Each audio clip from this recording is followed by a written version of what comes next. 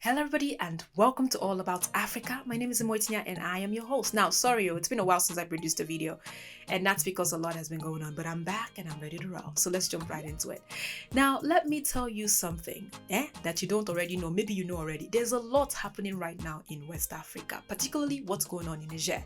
Have you seen how pissed off everybody is in that country? Have you seen the burning of the French flag? Have you seen the thousands and thousands of enthusiasts filled in stadium because they want the French troops to leave their country? Have you seen women protesting because they are demanding for change and demanding that the French troops leave their country? Now, on today's episode, I'm going to be breaking down the story for you. I was waiting because I didn't want this thing to lead to war. It was smelling like war for me. So the fact that things are not really moving as quickly as I thought it would move, I want to break this down for you. What led the Nigerians to this breaking point? What does this mean for the country, for the West? What does this mean for Africa as a whole? And also, last but not least, my personal opinion was coming as well. So stay tuned. We'll be right back.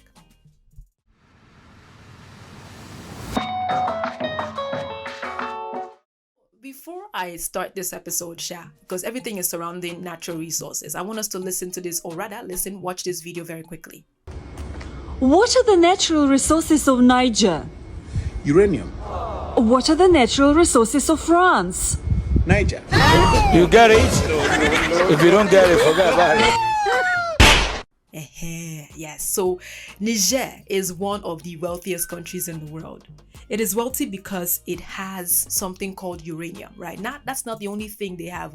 They also have gold, they also have oil, and all of these natural resources makes the country very, very wealthy, right? Niger borders Nigeria. It's in the western part of Africa. It borders Nigeria, Mali, Burkina Faso, Algeria, and there are about 24 million people in the country currently. Now, the gist of the matter is this: Niger is one of the poorest countries in the world, despite it having all these resources.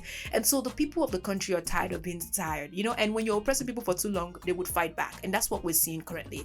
And they are tired for three reasons: the bad economic and social aspect of the country, the increase of insurgencies, right? Insurgencies mean like the lack of security in the country. So Nigerians really, Niger, the country, struggle with terrorist group. They've been attacked by Boko Haram and other terrorist group. And so as a result of that, the French troops are in the country. The US also have troops in the country. Italian, I didn't even know that Italy also has troops in the country as well. So with all this drama going on, even after you have all these people in the country with your troops, there's still high rate of insurgency in the country. There's still high rate of insecurity in the country as well. Now, the last thing I was going to talk about is the slowly decline of the country as well. So there's no growth since its independence in 1960 from French people. And so the people are tired of sick and tired of being sick and tired, right? So what led to this particular commotion that we see today was on July 26th of this year. This man, Mr. Abdurrahman Chiani, was the chief general of the presidential guard, right? This man, he was a military ruler, took over power from this man right here, whose name is President Mohamed Bazoum. He was the president of the country until July 26th. Now, the thing fear me, because honestly speaking, it made me realize that the person who has the power to attack you is never the people outside of you. It is the people within your circle that can attack you and take over you. So when I saw this part on a political level, I was scared, So we have to be careful as to who we keep in our company. I mean, I have to tell you that, right? But anyway, so this man took over power and he refused to give power. As a matter of fact, I just saw an article today that says that Mr. Chiani is saying that he's not going to give power back to this man until 3 years later. He wants to rule the country. And as a result of that, everybody is going crazy. I mean, the French people are going insane because, again, they have cut contracts with the French people, Niger.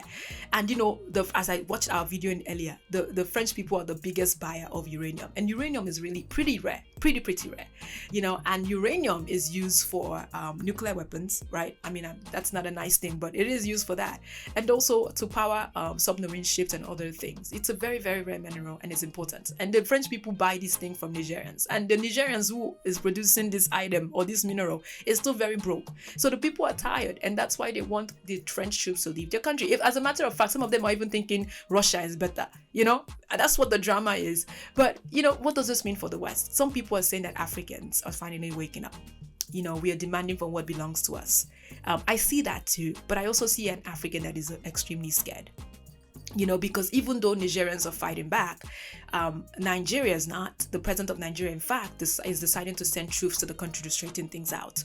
Now, the president of Nigeria right now, his name is Bola Ahmed Tinubu. He's also the president or the chairperson of ECOWAS. ECOWAS is called, the long form of that name is Economic Community of West African States. Now, this basically means it's based on 15 countries who oversees the western part of Africa, and this particular organization's ECOWAS takes care of the political side. They take care of the economic and social aspect of that part of Africa. So it looks like nothing has been done for a while, because even though we have this group and these organizations, Niger is still one of the poorest in the world.